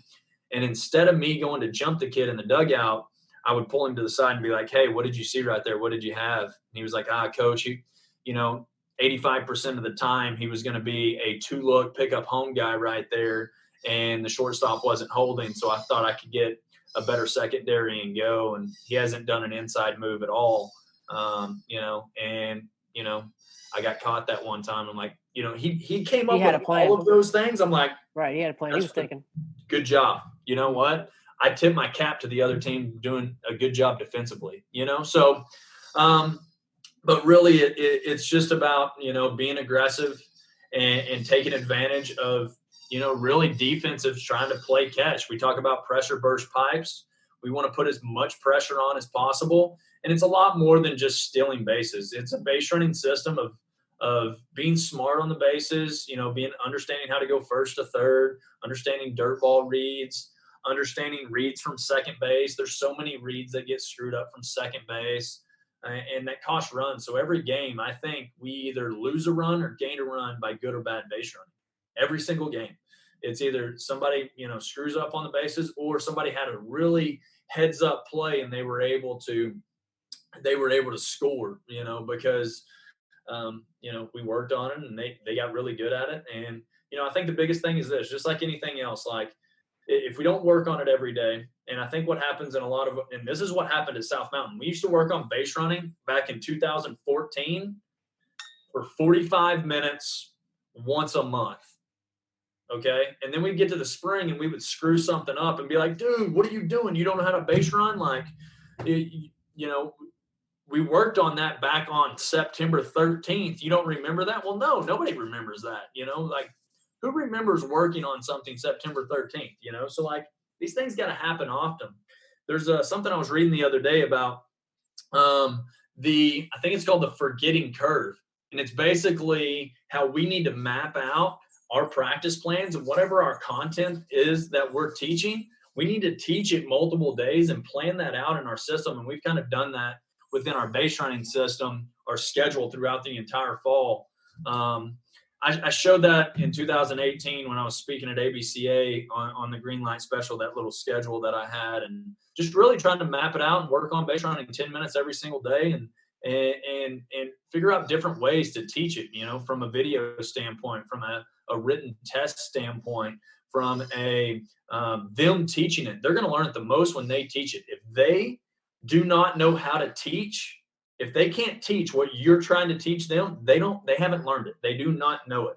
All right. And that's a punch in the face for us guys sometimes as coaches, is if our players can't teach it, then they don't know it and you haven't taught it. All right. So that's what I try to do a lot of times, is like, okay, JD, you're up today. You're going to teach how we're going to do a delay still off of a left-handed pitcher. Teach it to the guys. What do you got? And if they can teach it, then they know it. But I know if they can't teach it, then I haven't taught it well enough, and I need to go back and teach it or find different ways to teach it. And that's the biggest thing. If we can teach different ways to teach the same thing, it'll start sticking better. All right. They see it in different ways. Something else clicks. All right. So if that's video, if that's handwritten test, if that's them teaching it, if it's one of our other coaches saying it, if it's game-like situation, you know, there's so many other multiple ways that we can teach it. But you got to teach it every single day, because if the eyes don't see it, if the eyes haven't seen it enough, it's not going to process in the brain. And then from a synapses standpoint, our neuron-to-neuron connections, our synapses are not going to move fast. Therefore, our body's not going to react fast. And then the player screws up and then we're pissed. But we haven't taught it enough, so it's a coach's problem, you know? So we got to do a better job of creating an environment, educating better, and then empower the player to be great, basically. Yeah, I like the 3-step process for sure. When you talk about teaching it, are you mostly teaching like moves from the pitcher, or certain like a stance on it? Like, are you old school, new school? Or are you kind of doing those? Do you have a hybrid too? Is it a mold of all of those things? All of those things. So we'll break down pitchers' tendencies. You know, where do they move? Is it front heel first? Is it front knee first? Is it front hip first? Is it front shoulder first? Do they have a breathing mechanism where they'll take a deep breath and then they'll come set and go right away? Do they fall into rhythms and patterns? I mean, we're creatures of habit. That's human nature.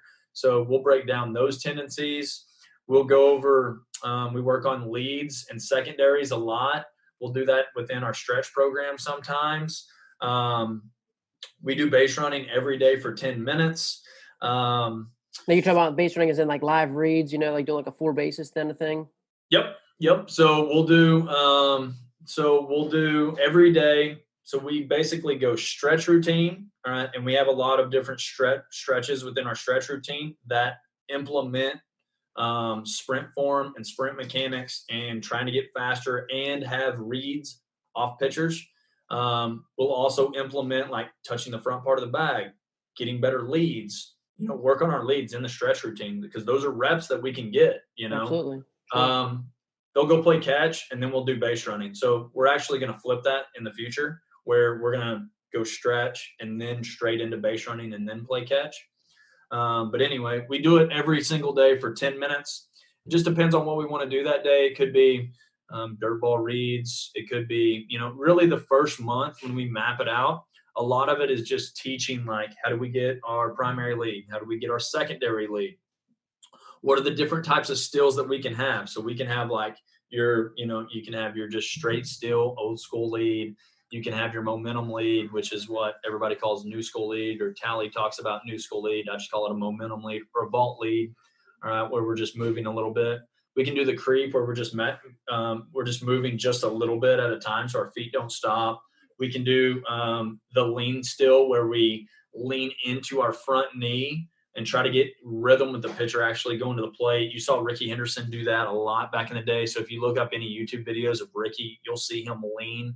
And really, me and Tallarico have talked a lot over the last 4 or 5 years. And, we do the ABCA hot stove base running the last couple of years. And me and Tally just went back and forth on a lot of thoughts. And, what we believe it, and you can look at it from a science standpoint, is it's kind of crazy to think that we try to still all the time from a static standpoint, from a non-movement, and then go, like just from like a sprinting standpoint, because you don't move as fast. If you are moving a little bit, moving is better than not moving. You're going to accelerate your muscles firing faster by moving when you go into that first movement of that prep or that first step that you're going to take for your still. So we need to learn to move and start waking those muscles up, priming those muscles to fire and move fast. And so it's kind of funny to me, and Tally's the one that brought this up to me. He's like, I think it's kind of funny that we've always done it the old school way, or the old school still where we're static. It is more safe though. So, and that plays a role in the psychology piece. Yeah, that's what it is, right? Yeah. So, anyway, there's different thoughts on that, but there's multiple ways. There's multiple ways to still. We touch on all of those within that environment and educating. What I try to do is teach one thing each day. Don't do more than one. Nick Winkelman talks about like our brain and what it can process. And there's so many scientific studies done on this too. I'll give you this story, and I stole this from Winkelman. He was talking about Einstein, and Einstein went and was working with a golf instructor one time. And he's taking these swings, and the golf instructor is cueing him like 3, 4, 5 different body movements, as he's swinging.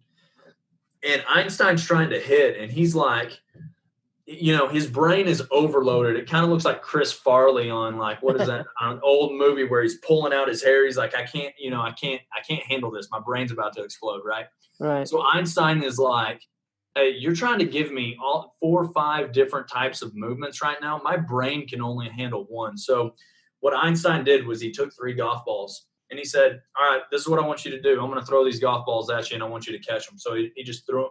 No, what he did was picked up 3 golf balls and he just tossed them to the golf instructor. Didn't tell him what he was doing. Tossed them to this golf instructor. And so the golf instructor's like trying to catch all 3, and one hits off of his chest. He catches one, the other one falls down. And, the golf instructor kind of looks at Einstein like, dude, what are you doing? And he's like, why didn't you catch all 3 of those? And he's like, I wasn't ready. There's a lot of things going on, and he's like, yeah, that's the same thing that's going on in my head as you're trying to cue me on trying to figure out this golf swing. You're telling me 5 different body movements that I need to make. My brain can't process all of those things. So knowing that, and really our brain can only remember 3 things like within a segment. So if we have anything that we're talking about, I just leave it at 3 things at most, but usually I just try to do what's one thing I can touch on, what's one cue that I can touch on, and not try to overload the brain, because when we overload the brain with words, that's like fog on the brain, and then our body's not going to move, and it's going to paralyze the body because we're trying to break all of these things down in the brain. That's what happens when we face 90 miles an hour and we've got super coach over there in the dugout going, hey, you know what, get your arm up, get your arms back, do this, get your foot down, all of these different things. And like, coach, that guy's trying to throw 4 different pitches, all right, and one of them's 90 miles an hour, okay, and I've never seen that for the first time. This is my first time I've ever seen somebody throw over 82. Right. And, and we got super coach, saying 14 different things like that's going to correct it in the moment. That dude's scared to death that guy's probably going to hit him, So like there's all these psychology things that happen. But what Winkelman talks about is if you look at the brain and how when us coaches are giving cues And think about the brain. Inside the brain, there's a flashlight. Okay. And let's act like we're in a dark room. Okay. And the dark room's our brain. And there's a flashlight in this room, and we're shining the flashlight across the room. And we are, we put it on the bed, and then we put it on the lamppost, and then we put it on, the bedroom door or whatever. And we have a chair. So we've got to think about our brains and what they can process, like that flashlight. That flashlight can only look at that one thing at that time. Sometimes when we're trying to give 5 cues in the row, it's like that flashlight. It looks like it's we're at a rave concert and there's all kinds of lights going all over the place. We can't figure out what the hell's going on. And then we wonder why, oh, you don't remember what I taught you, September 13th. And when I gave you 17 different cues, like, no, coach, super coach. No, we don't, so like, and I've had to figure out all of those things the hard way. Right. And I've just learned from some of the best coaches of that's what they do. And I'm constantly trying to get better at that. I'll catch myself doing some of those things every once in a while. And then I'll have to slap myself and go, nope, Gillum, shut up. Like you got to let's bring it back. So I ask a lot of questions now in our environment. When I'm talking about environment, I just ask a lot of questions. What did you see? What do you think about? Why did you go there? Do you think you could have done something better? And create some self-awareness and evaluation process for those guys. And when they start questioning and can answering questions, they start figuring it out on their own. So it's kind of guided discovery. That's awesome. I agree. I've definitely been around that path and learned my lesson as well, and keep trying to remember that lesson for sure. Only to be able to do so much. I love your buckets, and you talked about your buckets of, your different leads and all like that too. Will you bucket like pitchers, basically pitchers' tendencies, like you said when you're like you just said, hey, he's the lefty that's going to be leaning, or is he like the pause guy? Like, will you bucket those two? Where like you have like like, hey, this guy's a this, like almost like a scouting point. Like, look, we think this guy's will you bucket them? Yeah. So if you look at, there's a couple of different YouTube videos. Well, the ABCA podcast or the ABCA talk in 2018. If somebody wants to look that up, they can look at that. Yeah. I've got a lot of that information in there. Also, USA Baseball Clinic that we did a couple weeks ago. I got a talk, and it gives a lot of that information, like details. Yeah. That so people can dive into those too as well. Good. Yeah, we'll just take them to that. So you said it was the 2018, wasn't it? Yeah, 2018 ABCA in Texas, green light special talk on the youth clinic stage. Mm-hmm. And then if like the USA Baseball Clinic that they've been doing with Bartman's been bringing in a lot of guys, and I talked about our green light special system through there and gave a lot of details. Like they can dive into that, and if anybody's got questions, they can definitely reach out to me. But yeah, that's how we'll do it. We'll bucket those guys. We have 2 guys in the dugout, and that's kind of their role for that day. Like if they're not starting or playing, then we've got 2 different stolen base sheets, and we basically write down everything that the pitcher's doing that day. And so they both have stopwatches.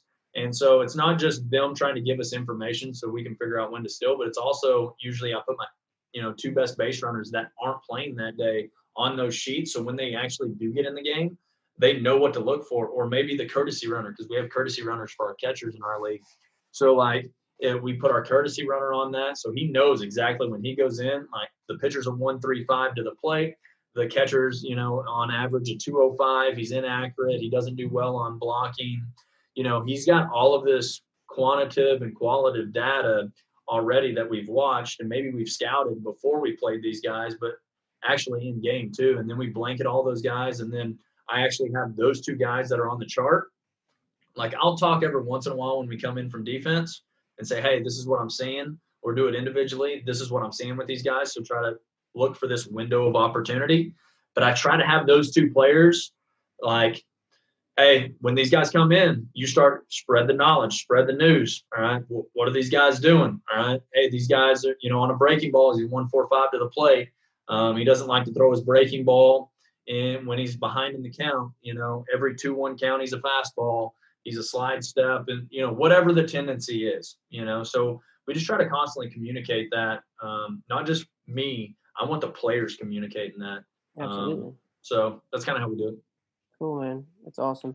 It was saying the proof's in the pudding. Your results are speaking for themselves. That you're system works. It's just the feedback you're getting is, it truly works. You have a great communicator, and your system works. So I would definitely highly encourage anybody to definitely go check out the 2018 Green Light Special, as well as the virtual USA Baseball Clinic. So you talk about people getting in touch with you, man. Like what would be the best way for people to get in touch with you if they want to have any questions for you? Yeah, obviously Twitter, active on Twitter a lot, at Gillum13. Email, anybody can email me, tyler.gillum@southmountaincc.edu. It's the longest email in the history of emails. You can reach out to me, shoot me a text, shoot me a phone call, 602-370-7649. I'll get back to you. And then I just started my website about 8 months ago. It's GillumBaseball.com. It's definitely, I'm trying to make that sucker better. We're going to add a lot of information here in the next 2 months on Green Light Special. We've done a lot of our infield camps through there in the fall. We do a massive amount of infield camps. I've got my infield camp is called All You Can Eat Infield Camps. It's 3 hours of intense infield development. It's all infield.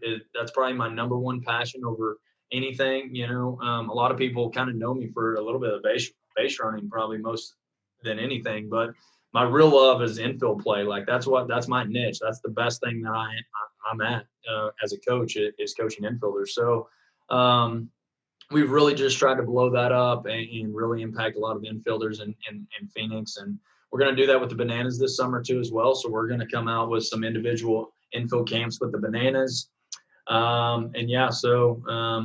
We've got college players at those. It's mapped out like it's 3 hours of go. So throwing program, our daily vitamins, which are short hop progressions. We're going to talk about what all professional players do. We're going to break down what you're doing and help you to develop to get to the next level. And so those are fun. We've done those with just high school teams where high school programs will reach out. So all of those things are, some things that we're doing. But reach out any way you can if I can help you in any way. I'd love to. Yeah, man. I love it. So I love the infield as well, man. I'm a pretty big infield guy. I played infield in college, and it's just definitely a passion of mine too. It's something that you don't see very often, and defense doesn't get. That's how I was able to play. I could love it. Hitting wise, I had to work my tail off to hit just to hit a look. Same boat, brother. Same boat. Man, I could. But I loved. I mean, I would go out and I would love to hit and take ground balls like right now. Like what I really miss about the game is going out and taking in and out. Yep. And just loving that and just feeling that and doing that. So. Your daily vitamins, that's one thing, guys, I love since I've, kind of followed you. One other thing I love to hear that is that daily vitamin. So are you basically just doing, you're just doing your hop progressions, you're doing like a lot of like knee work, glove work kind of things? Yeah. So it starts with what I call vision drills, which is our knee work. And then we'll do a lot of dry work from there, a lot of hand work. And then we do all of these with partners. Then we'll stand up and we'll do like a conventional right at you. We'll do a forehand rake, a backhand rake. We'll move on those two as well. Inside that, we do long hops and short hops and adjust from those. We'll do a forehand feed and a backhand feed within that daily vitamin. We'll do what I call a waterfall hop. So the ball that like kind of gets chopped off the ground, right? In game, it would be the ball that gets chopped off the ground and goes up high, and then you got to go pick the short hop. We'll do that. I just call it a waterfall hop. So we'll throw it up and you'll have to go pick the short hop. It could be a forehand or backhand in that scenario. We'll also do a tabletop ball where the ball is chopped again. Okay. Like in game, it would be chopped and then you have to catch it at the top and transfer it. Don't bring it down past your waist. So we have all of those scenarios mapped into our short hop progressions. And so again, I think the mother of skill is reps. So we try to rep all of those movement patterns as much as we possibly can. And so that's kind of in what I call a block form. All right, it's pretty simple. We know what we're getting. We're just ingraining those movement patterns. And then as we progress closer to the spring, we'll make those more random where it'll be like forehand, backhand, in front, long hop, short hop. So they have to adjust. And I love those environments where you have to figure it out. I love to train ugly, what I call train ugly, because I think that's, you getting out of your comfort zone. When we get out of our comfort zone, we learn the most. And a lot of times I think in baseball or just in life in general, a lot of us think like when we stay in our comfort zone, it feels good. We get this fuzzy feeling yeah, I'm doing a bunch of reps, but it's not intentional. It's not deliberate. A lot of us are on autopilot in those comfort zone areas. So I like to get out of that comfort zone, train randomly, where there's decision making and it's tough and it's uncomfortable sometimes. And then we learn from that. It's the best way to learn. But it's not pretty. And we got to know that as coaches too. Sometimes it's not pretty, and that's okay, because we're going to get better 2 weeks down the road because we're learning from that instead of just, in this nice, area where, it looks good and we're 100%.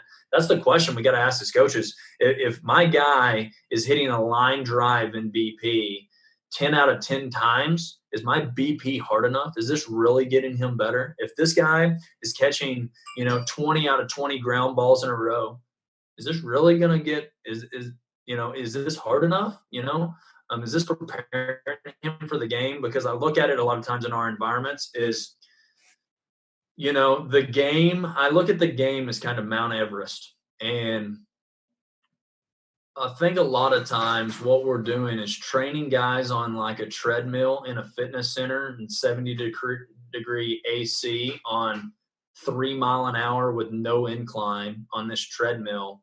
And they got the TV up and they're watching Sports Center with their headphones in and it's comfortable. And then we go, hey, you know what? Now, tomorrow, we're going to go climb Mount Everest. You ready? It's going to be cold. All right. It's going to be a lot of wind.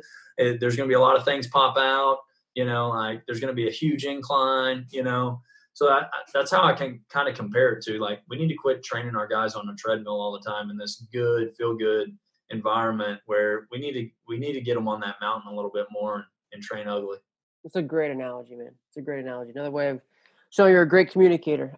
Is that something that, so thinking about the Infield Zoom call you're a co-host on, which is awesome, by the way. I've enjoyed it for many weeks. Is that something, what's the biggest takeaway you've taken away from that? Simplicity. You got Perry Hill on, one of the best infield coaches in the world. You got Marty Lees on, one of the best infield coaches in the world. We've got, the other co-host on the call. It's me, Clay Cox. We're the only 2 college guys. The other 4 guys are pro guys. And, we started having these conversations on Fridays, just kind of randomly, like, hey, let's get some really good infield guys together and let's just, start talking shop. And it was really just kind of free flow and just like, hey, what are your thoughts on all of these things? But really just kind of like around the campfire. And that's kind of how we started the Infield Happy Hour, was like, I don't want to do it where it's like it's structured out really. Like I want it to be more organic, and we can kind of just hang out and be boys. And if we want to ask a random question, we can ask a random question, or, so like, that's kind of how it all started. And, some people wanted to join in on those conversations, said, hey, let's do an Infield Happy Hour. We'll make it a little bit loose and create an infield toast. And like just hang out with the boys really. And so it's been really cool. I enjoy hanging out with those guys. I've learned so much being in that group and learning from those guys over the last like 7 weeks now. Yeah. So like, what's one way that you're been able to simplify your process and how you're teaching infield? I think having one-liners, that's the biggest thing. The systems, like, we all should do a better job as coaches, and I'm still trying to figure out the best way to create these systems. I think our infield system and our green light system is getting really, really good, and people are starting to lock in on that. Players, they can really understand it. So we just need to do a better job of creating a system. And a lot of those systems, like anytime you can create stories, analogies, and create one-liners, create vision verbs, those things are going to stick out. Those are going to create retention. The forgetful curve is not going to happen as much, and players are just going to be better. And so creating those systems, that language is really just tell more stories, create a system where they can do it every single day. They know how to do it. They can teach it, and they basically can, if you're not there at practice one day, one of the big dogs is what I call some of our best base runners. one of the big dogs can teach it. I don't have to be there to teach it. So anyway, that's kind of what systems look like. But from an infield standpoint, catch play every single day. Most important thing, 15 minutes, game-like, no wasted reps, increased body awareness, accuracy, velocity, throw from every arm angle. That's what our catch play looks like. If that's the only thing we could do every day before we play catch, I feel like my guys are going to be prepared for the game. And that's how I look at our catch play. If the only thing I can do today, practice-wise, is play catch, and then I have to go play a baseball game, are my guys going to be prepared from a defensive standpoint? And I believe our guys will be. And you can ask our guys that. Our guys are like, man, our catch play is intense. It's not just like go out there and get your arm loose. And then those daily routines and habits, our daily vitamins, short hop progressions every day, that system, those two things are huge. And then we've got other areas that, other drills that we do along the way. But really, it's just trying to make it more game-like, train ugly, get prepared, be tough, be relentless, overcome adversity, be an energy giver, be selfless, those types of things. 100%, man. Yeah, so I think it's I've definitely taken away from that is even just knowing, because it's a conversation I've even started to have with players about like challenging themselves during practice. But that's something I guess I'm learning too, like, the block versus the random and kind of like the continuum of what BP looks like, or the continuum of skill acquisition, the continuum of, yes, you've got now basically you've repped this skill enough. Now we're going to randomize it, and the conversations of like having a good fungo hit. Like that's one of the things I've taken away too of infield. Was like having there people they get mad about the guy that can't hit the best fungo, and it's dirt. It's like I said, it's ugly, and like I'd have much better appreciation for that now too. That's kind of I guess what I've kind of seen too from them. You've seen a ton of players from all over. I always kind of like to see about this question is your perspective on the best players. Like what traits have you seen in the best players through all your time at South Mountain and all these other collegiate leagues? What have you seen in those best, the top players? They're internally motivated. There's a big vision goal in there that really drives them. They don't ever have to be disciplined. The guys that we've had the most, if I tell them something one time, they remember it. They discipline themselves, go to class, work harder than everybody. They hold themselves to a higher standard. They want to know more. They ask questions. They hate to lose. Those are the things that pop into my head right away. From a daily routine standpoint, that's what I've studied from the most successful people in every environment, in any sport, business, whatever it is. It's daily habits every single day. And like the one that I saw the most that always stands out, and I tell my infielders all the time, is my buddy Josue Pele. I played with him at Seminole. He was the bullpen catcher and like translator and BP thrower for the Blue Jays for 3 years.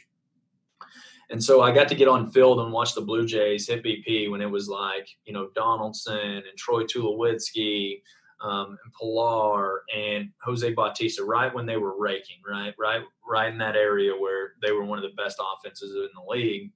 And I got to get on field and I got to watch it. And we're talking about a bunch of things. And then I'm watching Troy Tulowitzki. So I did this 3 times. I watched them. I got to get on the field 3 times. And I watched Troy Tulowitzki take infield before or during pregame, before every game. And it was the same routine. And I watched that and I was like, man, like he's really good. And, I love watching those guys and what it looks like. And after the game, I asked Pele, I was like, hey, tell me about Tulo. Why's Tulo so good? And he's like, hey, the play that everybody on Baseball Tonight or Sports Center, like he makes the web gem and it's in the 6 hole and he catches it, throws it across his body, and everybody says it's a web gem. He said he makes that before every game, twice before every game. So 162 games. He does that play twice before every game. So that play isn't a web gem. That play is routine. And I'll tell you, and I said, I noticed that he pretty much has the same infield routine. He pretty much takes somewhere between 20 and 25 ground balls, and he takes care of every ground ball that could happen in a game. And he said, yep, he does that before every single game. Like, obviously, there's every once in a while, there's days that he takes off, but it's like infield in, Like he takes a couple right, left, starts moving back, and it's like, halfway, then moves all the way back. He'll start turning double plays, left, forehand rake, backhand rake, different throws, different arm angles. Then he'll start throwing across the infield. Then he'll make plus plays to end. And so I tell our infielders that, and that's what I've noticed for a lot of the better infielders is like, man, they want those reps. Like you don't ever have to get on those guys. Like you don't ever have to remind them that, hey, you need to do this routine. It's like something that's already built into those guys. And the other thing is their mindset is completely different than everybody else. Like they know they're going to succeed. I think some of the players that struggle are guys that second guess themselves a lot. And I did this. That's probably was my holdback as a player. And I could have been a better hitter is like the best players that I know. It's not like there's no question they're going to succeed. It's just like, oh, I'm going to just overcome that. They completely imagine and visualize ways of succeeding all the time. So I think that's so important. There's never this question of like, oh, I suck, or poor me. Like, I don't know. They have a different thought process than, those things might come up and show up in their brain at some point, but they never talk about it and they never show it. So it might be just their positive self-talk, which I think is really important, which we talk a lot in Growth Toolbox, is just what's your positive self-talk? And I think that's the difference. John Gordon, actually, another John Gordon story. Love some John Gordon. John Gordon told a story about a guy that did double Ironmans. All right. So the Ironman, all right, like first off, thinking about running 3 miles for most of us is like, that's the worst thing in the world. Right. Mm-hmm. And then you talk about running an Ironman, and we talked about Team Hoyt and the guy doing it with his paraplegic son. And now you got John Gordon talking to a guy about doing double Ironmans, back-to-back Ironmans. And John Gordon asked him, like, how do you do that? Like, what triggers, what happens with you to be able to do that? And his feedback was, when I learned to quit listening to myself and I started talking to myself, then that's where the flip switched for me. Like I had a different mind. Like I could do different things when I quit listening to my mind say, oh, you can't do it anymore. And I started talking to myself like, this is easy. One more step. No problem. We got another mile. This is easy. Like just your positive self-talk. If this isn't that bad, it could be a lot worse. I've got this. I'm tough. Whatever that your self-talk is, I think so important. And I think that's what, I think that's what the elite do. Even my Infield daily vitamin. Daily vitamins, what I call them every days. So I call mine every day. Yep. And then there's a couple people like it, just they get kind of like daily vitamins is more uplifting, and every day seems a little bit kind of, you know what I mean? Yeah. And so I just like how that's, we're all about the words and how it is. So daily vitamins is like, it's uplifting, and I like that. I really have. That's one thing I've definitely stolen from you. And I'll be I stole it from somebody else. So that's how it always works. Daily vitamin, we got to take it every day if we're going to live. So I just love that. Yep. Every day is just kind of like that grind. And I'm not a grind. I'm not one to talk about grinding because I love it so much that I don't think we grind at things that we love and have a passion for. So I feel like the daily vitamin it's just a great way to talk about it, man. That's what I love about talking to guys and finding different ways to say it. Like, well, you were talking about simplicity too, from Infield U, as TJ talked about putting your hand. I don't know if I tweeted out like how he talked about shaking hands. Like that's where your hands need to be. Because I always tell kids like a big triangle, you know what I mean? And have kids visualize the triangle. If you have a big long triangle, that's where your hands are. Yep. I was like, well, if you put your glove down, if you can't see a triangle, but him saying you should be at hand shaking length, I thought that simple cue like that, handshake length, you could drill that and have it pretty, like what you were saying, your vision verb. It's phenomenal. Yep. It's phenomenal. Yeah, that's what we talk about. Like that is actually one of our cues with our middle infielders when we talk about feeding second base is shake his hand. His hand. So like we actually, that's how we practice it. We catch, like the first couple of days I'm teaching it, we go shake his hand. And so what they'll do is feed the ball and then they'll walk over and shake the guy's hand. Mm-hmm. So just kind of like, just trying to get it to stick, man. Just trying to get that retention piece over a long period of time. Great talk. I can't thank you enough, man, for your time, buddy. Hey, I appreciate you having me on, Trey. This was good, man. I always enjoy talking with you and talking shop and rapping a little bit, man. So awesome what you're doing. Love that you did a podcast, and keep doing it, man. Keep spreading the good word, brother. You're definitely pushing the game in the right direction. I'm glad to, be able to have this conversation with you, man.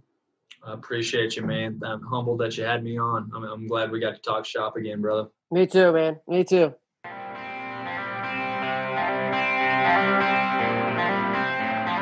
This is my longest podcast, and you could just see we just kept on getting through everything. One thing would lead to the other. We thought we were, just a great conversation that I was able to have with Coach Gillum, and I think it's a multiple listen. There's so many different things in it, all the way from, like I said, his growth toolbox and how they're building better men there, the mentality that it takes to become an elite player. They're getting that at South Mountain, that's for sure, and I'm sure some of that's coming over to the Bananas. But Coach Gillum's a tremendous communicator, tremendous leader, and as a player, as a guy that I would love to be able to send players to, that's for sure. If you have anything that you'd like to reach out to him, please reach out to him on Twitter at Gillum13. You can email him at tyler.gillum@southmountaincc.edu. He shared his cell phone number on there as well. I think is a testament to how he's willing to share. And as well as you can reach out and catch what he's doing on his website at GillumBaseball.com. Again, please go ahead and share this episode. No, it was a long one, but it was filled with a tremendous amount of information that I know I just loved. I know the things I'm going to be taking away from this is it reinforcing the hero highlight hardship. That was one thing that really came out with what you can do in the vulnerability you can create within your team and what that does. Really re-emphasize that for me. His green light special and how I can be more intentional with my base running and how I'm teaching that, bucketing those things and making sure guys have an awareness of all the different tendencies of pitchers, as well as just the daily vitamins, the everyday work that I've done and had in the past. And it's a great way to get it put. And it's just another valuable way to see, are you doing what's best for kids, and you can bounce it off a guy like Coach Gillum. And that's what I love about this and the opportunity that I have to do it. I just love his prehab stuff versus rehab stuff. Are we able to take care of a lot of stuff up front by building better men so that way you are not have to be so reactive to so many discipline problems? Prehabbing with, okay, what are your goals? And then every time kids aren't having daily actions to those things, you can remind them of their goals. Such a valuable piece of a coaching. It's such a valuable way to hold kids accountable and make them own what they're doing. Either you have to change what you said here and change your goals, or you need to change what you're doing, how you're living. I think that's a great way to hold people accountable. His vulnerability just speaks volumes. You can just hear it come out of me. Very authentic, very vulnerable. I think that's more what we need in our game. What's more what we need with our players. That's like what these players now need. They know everything. They know a lot through social media, and I think the vulnerability piece is big with being a great communicator and being a great coach. The vulnerability piece. So a ton of things. I just want you to thank you hanging around here. We're nearly hitting the 2-hour mark, and this is one of my favorite ones. And just was a ton of value information. I hope you enjoyed it. And if you need anything from me, you know how to reach me at treytcobb@gmail.com. You can follow me on Twitter. Just DM me. DMs are always open at Coach3Cobb on Twitter, and I'll be happy to answer and do everything I can to help. But please share the episode. Share as many people as you can. Hopefully to continue to bring good content to everyone. So for now, can't wait till next week. Hope you guys have a great week. Keep getting better.